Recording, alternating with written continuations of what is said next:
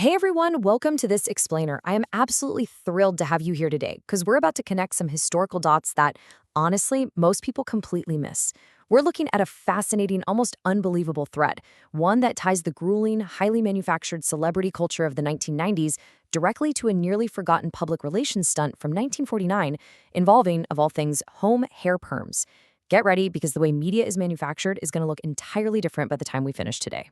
So let's just dive right in with a question every diehard 90s pop culture fan has definitely thought about.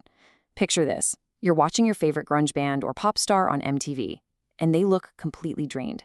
They're sitting in this generic, artificially lit hotel room, answering the exact same question for literally the 100th time that day. It looks soulless, right? It looks incredibly mechanical. But where did this relentless, highly coordinated media machine actually come from? Well, this incredibly cynical reality is actually nailed perfectly by a quote from a 1996 BBC documentary called The Making of a Boy Band. It followed the creation of a pop group called Upside Down, and a music executive just blatantly admits it's a product, you have to package and sell the product. The actual quality of the boys' music? Yeah, it didn't even really matter to the machine. The product was designed to break, packaged purely for 12-year-old consumers. This was the absolute peak of manufactured media. We really see the soul-crushing peak of this machine in the 1998 Radiohead documentary Meeting People Is Easy.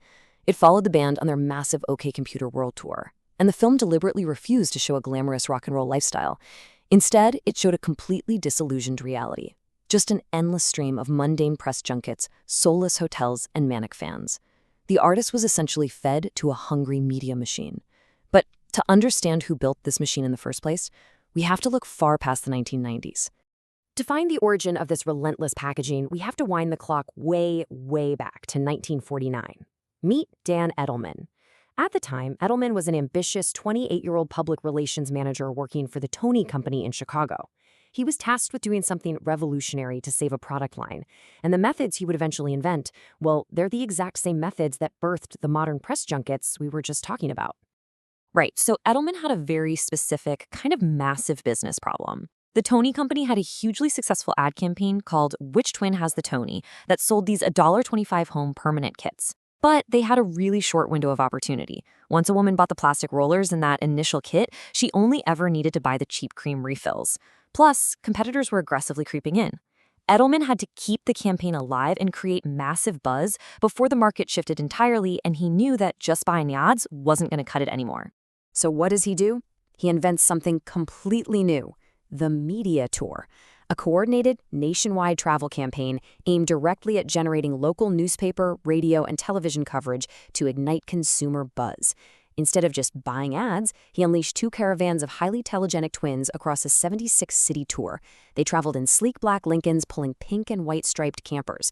The realization here was absolute genius. The key to massive sales wasn't just telling people about a product, it was creating a spectacle, a real-world event, so that local media felt absolutely compelled to cover it as news. And oh man, you want to talk about manufacturing reality? Just look at what happened when this tour hit Tulsa, Oklahoma. First, the local media stubbornly refused to cover them. Then, terrified local salon owners actually started protesting the home perm kits. It gets crazier. An overzealous cosmetology inspector named Enola Shoemate actually had the twins thrown in jail for practicing salon procedures without a license, over a home hair perm. Now, Edelman's boss panicked, but Edelman, he just smiled and said, "This is wonderful." He immediately called the Associated Press. He took an absurd local arrest and manufactured a nationwide media frenzy. 65 million. That is an absolutely staggering number of women who had purchased Toonie Home permanent kits by the end of 1949. Edelman proved that perfectly packaged controversy works wonders. If you create the right event, feed the media the right narrative, and capitalize on the resulting noise, it directly translates to massive commercial success. You aren't just selling a product anymore. You're selling a story that the media is distributing for you entirely for free. Now, Edelman didn't just take his win and go home. He literally codified this whole strategy into a revolutionary 60-page blueprint. This single document shifted the entire business world away from one-off publicity stunts and into comprehensive, orchestrated marketing. He planned opinion surveys of customers, he heavily targeted key constituencies like women's clubs and sports leagues, and he secured early product placements in movies and TV. He essentially wrote the modern manual on how to integrate a corporate product seamlessly into everyday culture.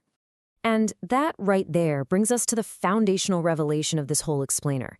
If you feed the media the right narrative, you can manufacture reality. Edelman showed that the product must be packaged and aggressively fed to reporters. Whether that product is a hair perm kit in 1949 or a manufactured boy band in 1996, the underlying mechanics are absolutely identical. But for this machine to truly run out of control, it needed a much bigger engine. It needed a media environment that was absolutely desperate for content. Enter the 24-hour news cycle. When cable television exploded in the 80s, networks suddenly found themselves with a massive problem. They had 24 hours of airtime to fill every single day. They had created a beast with an insatiable appetite. And what does a beast that needs constant updates and constant audience attention want? It wants the exact kind of pre-packaged, sensational, easy-to-digest narratives that Dan Edelman had pioneered decades earlier. You know, the contrast between these two eras is absolutely crucial. In a traditional news cycle driven by the slower, day-by-day pace of newspapers, the emphasis was heavily on verification, proportion, and relevance. Reporters actually had the necessary time to check facts. But the 24-hour cycle, it's defined by fast-paced, continual updates.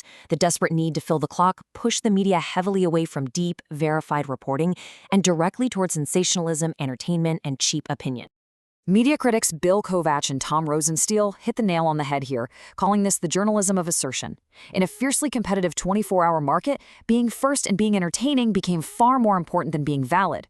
News essentially turned into a highly competitive marketplace of constant noise, where claims are just tossed into the public arena as quickly as possible, regardless of depth or accuracy.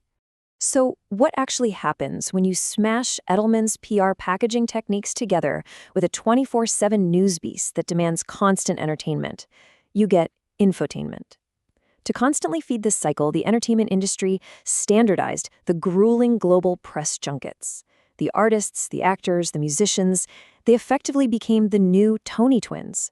They were loaded into caravans, shuffled from hotel room to hotel room, churning out endless manufactured content for a media machine that could never, ever be satisfied. This whole intense era of infotainment brings us right back to the 90s. The brilliance of indie documentaries from this era is how they actively documented and deconstructed this exact machine. Films highlighted by the British Film Institute, like Meeting People is Easy, showed us the mundane, soul-crushing junket toll. Dig showcased the bitter battle between real art and corporate success. Hit So Hard warned us of the dark, toxic toll of the spotlight. Together, they laid bare the devastating human cost of treating real people simply as the product to be consumed. So, looking at the big picture here, the domino effect is just incredible. The exhausted grunge rocker you see sitting through a mindless 1998 interview is literally the direct descendant of a 1949 hair perm stunt. From Edelman's twins proving that the tour sells the product, to PR evolving into a science, to cable TV creating the endless 24-hour void, right up to the collision of assertion journalism and the global junket. It is one continuous, undeniable line of media evolution. As we wrap up this explainer, I want to leave you with one final kind of provocative thought. We've moved far past the 90s press junkets and the 24-hour cable news cycle into the era of endless algorithmic social media feeds. But when you scroll through your timeline today, ask yourself, has anything actually changed? Sure, the delivery method is digital and instantaneous now, but the packaging of the product remains exactly the same. Are we, as modern consumers, still just buying the home perm? Thank you so much for joining me to explore this today, and as always, keep questioning the media you consume.